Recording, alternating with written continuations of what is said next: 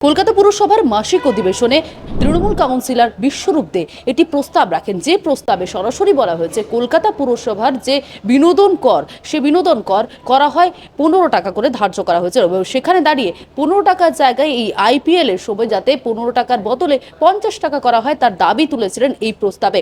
এবং সেখানে দাঁড়িয়ে তার পাশাপাশি তিনি আরও দাবি করেছিলেন যে কাউন্সিলররা আইপিএল এ কোনো রকম কোনো টিকিট পেলেন না। তা নিয়েও কিন্তু একেবারে মেয়রের সামনে অধিবেশনের মধ্যেই তিনি ক্ষোভ প্রকাশ করলেন। ঠিক কি বললেন তিনি সরাসরি আপনাদের শোনাবো।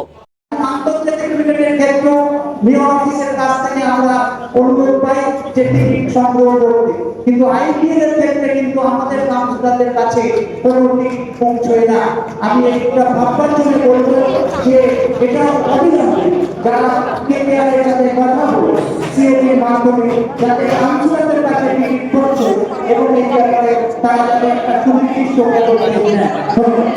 আমার প্রশ্নটা আজকে ছাড়ের ছিল না।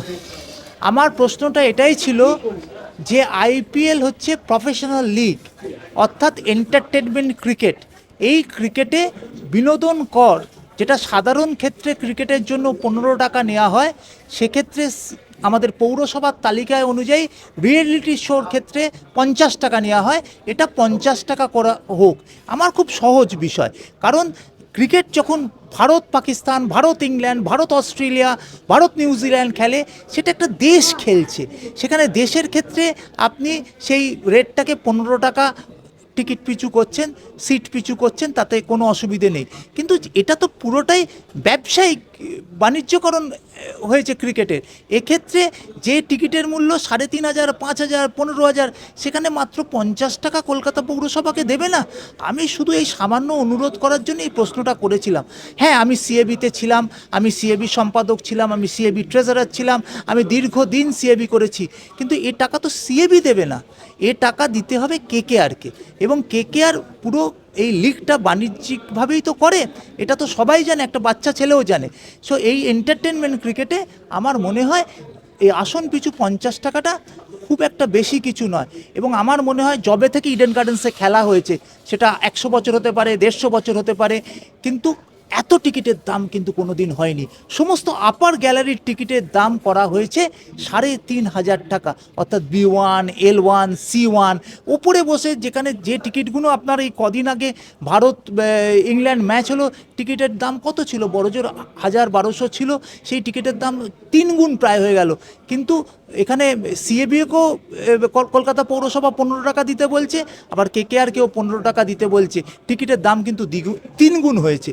ফলে এটা বোঝার ব্যাপার। আমি যে প্রশ্নটা করেছিলাম, উত্তরটা হয়তো আমি বোঝাতে পারিনি বলে যথাযথভাবে পেলাম না। তবে সময় একটা আসবে যেদিন এটা বুঝতে হবে। কারণ আপনার একটা কি বলবো, একটা কলকাতা কর্পোরেশনের কমিউনিটি হলের যা ভাড়া হওয়া উচিত, আর সেইটা যদি আপনি তাজ বেঙ্গলের ব্যাঙ্কোয়েট হলে সেই ভাড়া হবে, এটা কোনোদিন সম্ভব নয়। তেমনিভাবে ট্যাক্সের ক্ষেত্রে, বিনোদন করের ক্ষেত্রেও এটা পৌরসভা ভাববার সময় এসছে। আপনি কাউন্সিলরদের টিকিটেরও কথা বলেছিলেন, আপনি চ্যালেঞ্জও করছেন বিষয়টাকে নিয়ে, কেন?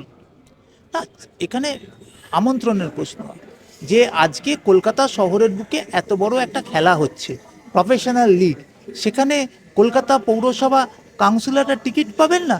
টিকিট তো প্যান। এই আইএসএল যখন হয়, এই কদিন আগে যে মোহনবাগান চ্যাম্পিয়ন হলো আইএসএলের, সেটাও তো একটা প্রফেশনাল ফুটবল লিগ। আমি যুক্তি দিয়ে বলতে চাই যে সেখানেও কিন্তু কাউন্সিলররা টিকিট পেয়েছেন। তাহলে ফুটবলের ক্ষেত্রে যদি, প্রফেশনাল লিগের ক্ষেত্রে যদি কাউন্সিলররা টিকিট পাবেন, তাহলে প্রফেশনাল ক্রিকেট লিগের ক্ষেত্রে কেন টিকিট পাবেন না? টিকিট দেওয়া উচিত, এটাই আমি বলতে চেয়েছি। দেখুন, সিএবি দেবে না কেকেআর দেবে এটা আমি বলতে পারবো। আমরা টাকা পাবো, ইডেনে খেলা হয়েছে, খেলা তৈরি করেছেন এখানে সিএবি, অর্গানাইজার কেকেআর খেলেছে। সিএবির মাঠটা তো ইডেন গার্ডেন্স কার, সিএবির কাছে আছে। এবার সিএবি যদি কেকেআরের সঙ্গে কথা বলে কেকেআর দিয়ে দেয়, আমাদের তো টাকাটা দরকার। আমরা তো সিএবির কাছে চিঠি পাঠিয়েছি, সিএবি আমাদের চিঠি দিয়ে বলুক যে আমরা দেবো না, কেকেআর দেবো। এখন আমরা নেগোসিয়েশন চলছে, বিশ্বরূপ যা বলছেন, আমরা মনে করি এই টাকা আমাদের পাওয়া উচিত। না, সেটা উনি প্রস্তাব দিয়েছেন, সেটা তো একজন বললেই সেটা 50 হবে না 500 হবে আমি বলতে পারবো না। তার জন্য প্রপার ফোরাম আছে, ফোরামে আলোচনা করেই ঠিক করা হবে। হ্যাঁ, প্রস্তাবটা তো এমনি কলকাতা পুরসভার পক্ষেই, মানে 100বার পক্ষে, কে বলছে পক্ষে নয়? আমরা তো এই প্রস্তাবকে সমর্থন করছি। বাংলা হান্টের আরও খবর দেখতে নজর রাখুন। বাংলা খবর মানেই বাংলা হান্ট।